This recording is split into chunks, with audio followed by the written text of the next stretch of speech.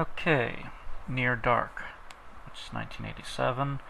It's a vampire movie where nobody calls them a vampire during the whole thing. It's all just implied. They are vampires, but for some reason, as pointed out to me, nobody ever says the word vampire in the movie.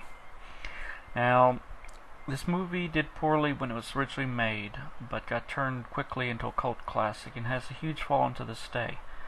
Myself, I could take or leave it, but I found out while rewatching it that there was a scene in it that I had always loved the scene, but had forgotten what movie it was from, and it was this movie. I did a slow progression shot of that later on in this review, and I will show it to you when it happens. This movie is by some called the Aliens 3 reunion movie. Well, not Aliens 3, Aliens 2, my mistake. It's got Lance Hendrickson, who played Bishop. It's got Jeanette Goldstein, who played Vasquez in it, who's wearing a horrible blonde wig that you can see her black hair underneath it.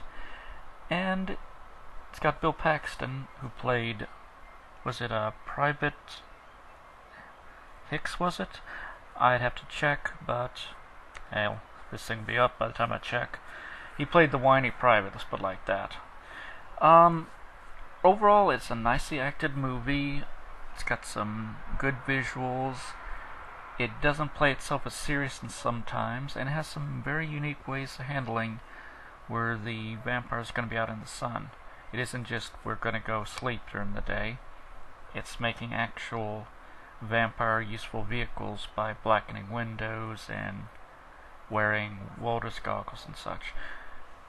It's actually creative and well done in that sense that most vampire movies overlook that. They just cheap out during the day and don't show the vampires. If they do, they show them holed up somewhere.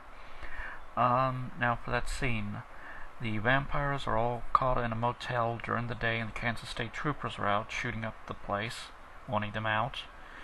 And Bill Paxton's character, being sociopathic, takes a shotgun and shoots through the door, killing one of the state troopers, and doesn't realize that that will make a beam of sunlight come out and hit him square in the chest. It's hilarious and a nice cause and effect. Overall, I do recommend watching the movie. You will probably like it. Even if you don't like vampires, it's not that much in the sense of, emo vampires that we have nowadays. It's back when the vampire movies still try to be vampire movies and not teen dramas. There is a cheap out when it comes to the vampirism cure.